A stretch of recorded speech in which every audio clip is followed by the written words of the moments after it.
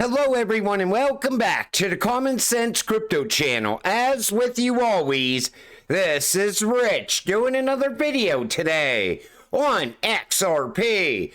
So I hope you're all having a wonderful day today wherever you are in this great world.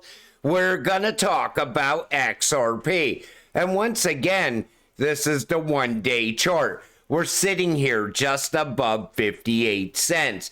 And I see a lot of people are very excited right now around XRP. But there's also people that are just doubting that we go up from here. There's people saying there's going to be a much bigger pullback. You know, there's going to be people, once we achieve a new all-time high, that will still complain about the price of XRP. But I'm not fully excited yet, though. And Mr. Poole says, go up and never stop.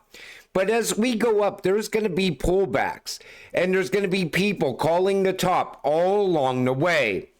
And if I had to say where we are right now, if I put it in terms of a storm that's coming, we're hearing the thunder and the wind is picking up, but the storm just quite isn't here yet. What is going on? XRP is still running. At the same time, gold just hit a new all-time high. Know what you hold. And I said, gold is going digital through tokenization, and that gold, that tokenized gold, will be on the XRP ledger. So XRP will be following the price of gold in the future like never before. Because once that gold becomes tokenized, you still gotta move that value. How do you move that value? With something like XRP, a bridge currency that can bridge anything of value. XRP broke out of the triangle exactly as predicted. Now it must break through this resistance. If it does, the target is 64 cents. Right now, everybody's waiting for us to break past 56 cents, but we're already above that now. So once we get to 64 cents, there's more resistance there. Remember how hard it was for XRP to break past 65 cents?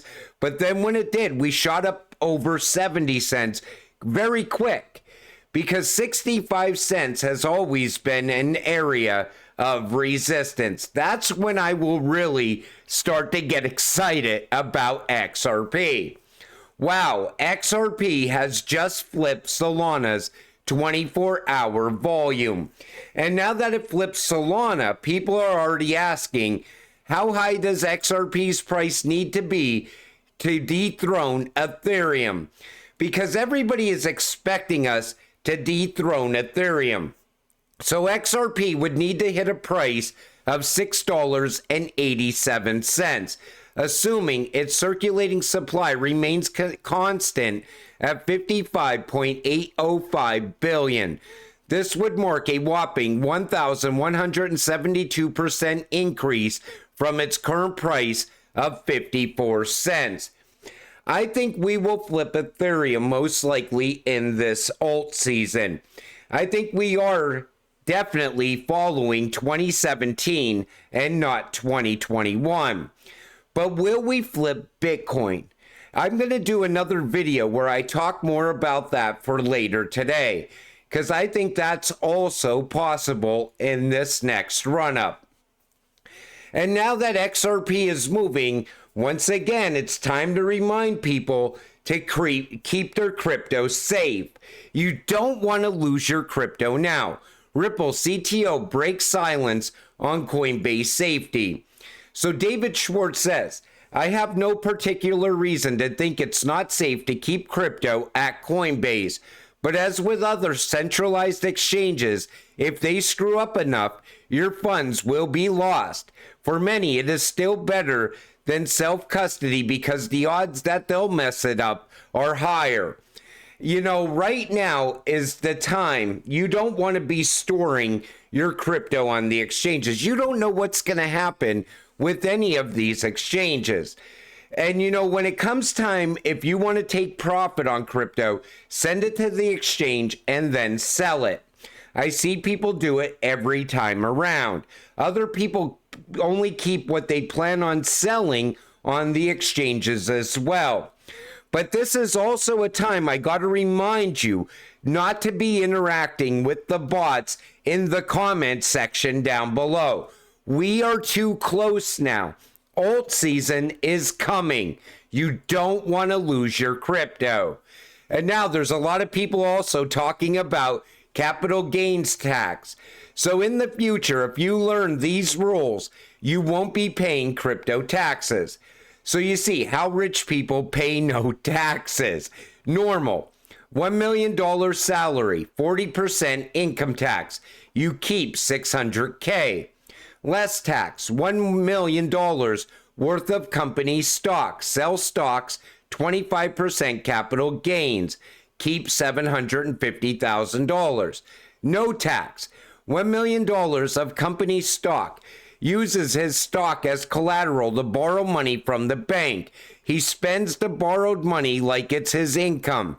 But legally, debt is not treated as real income. On paper, he has no income. His stocks continue to appreciate. He only pays capital gains tax if and when he sells his assets. There's so many people pointing out different ways to avoid the capital gains tax, because everybody's preparing for that now. That crypto looks like it's about to really take off. So right away, people are always looking for ways to get out of paying taxes.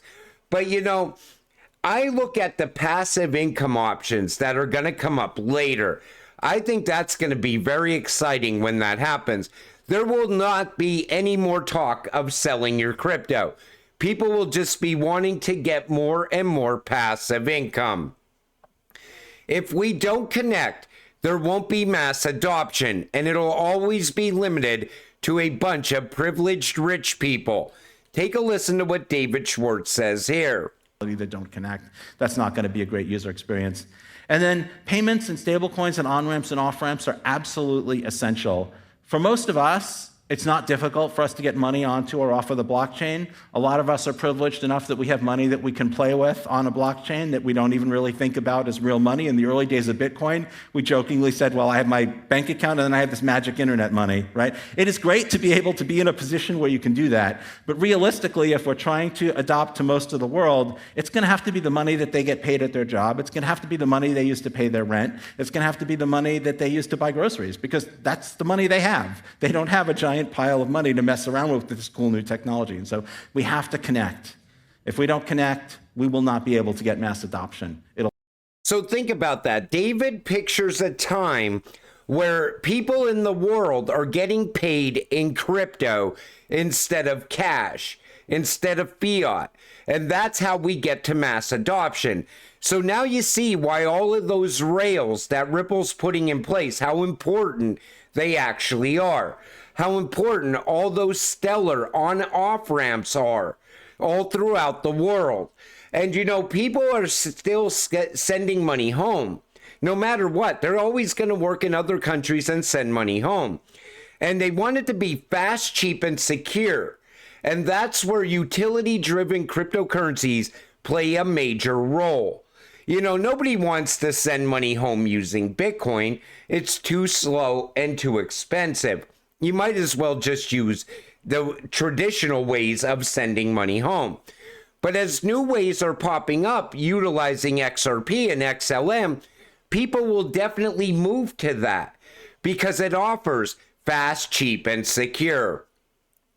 Breaking: Ripple shakes up the Senate race with a $1 million donation to boost pro-crypto candidate John Deaton's campaign against Senator Warren.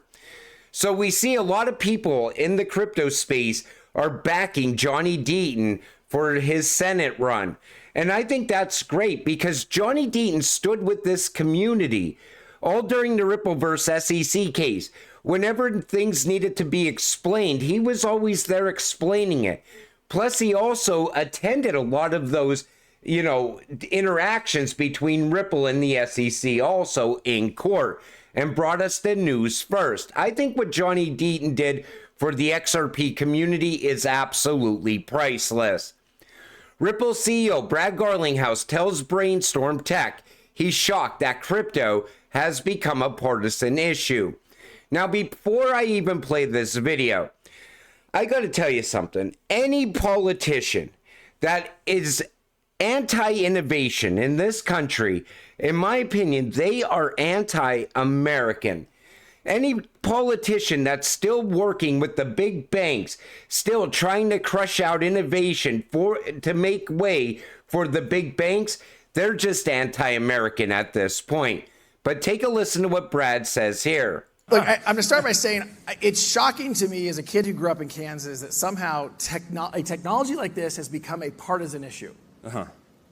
Why would we have a Republican versus Democrat dynamic around innovation? Like, we should want technology that reduces cost, improves efficiency. The fact that this became partisan, I think really, the patient zero on that is Elizabeth Warren, who uses as a campaign talking point that all crypto is used for bad acts and et cetera, which is absolutely provably not the case.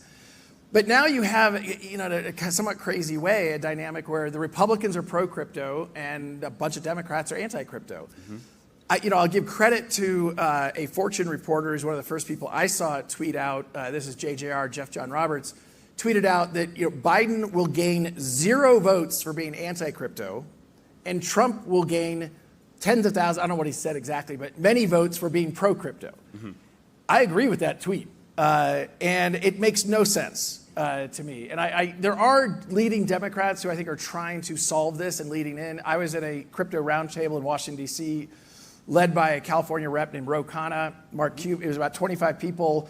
Anita Dunn, in a personal capacity, who works directly for Joe Biden, was in the group, as was Mark Cuban, the senator from New York, Gillibrand.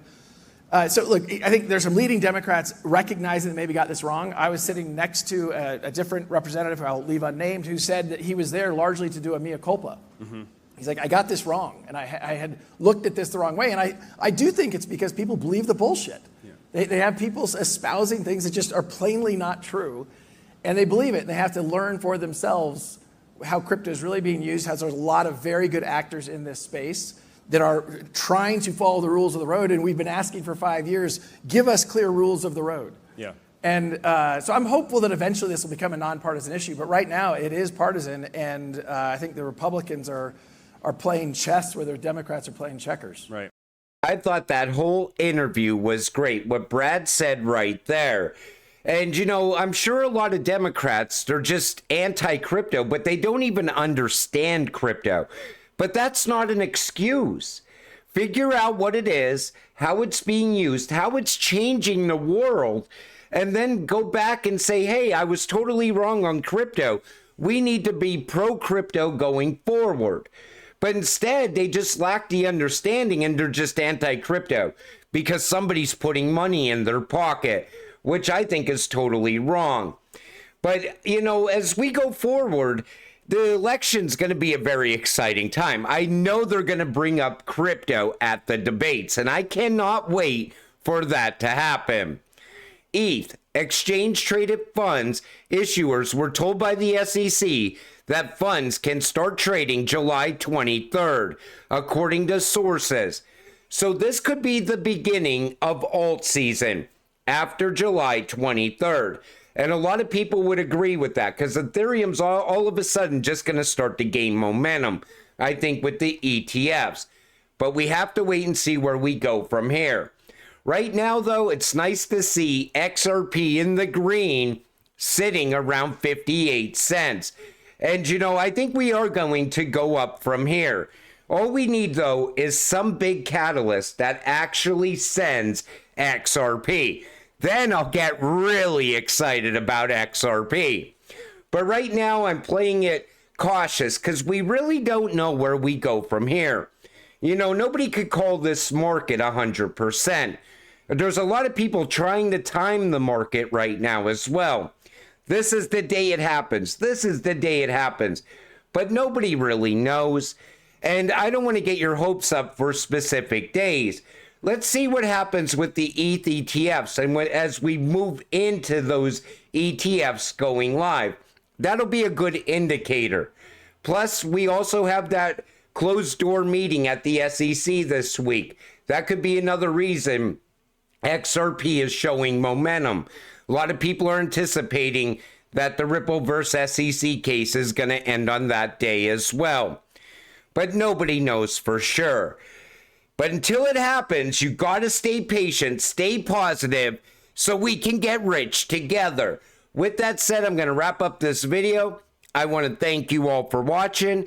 I appreciate all of you. I'll see you in the next one. Have a great night.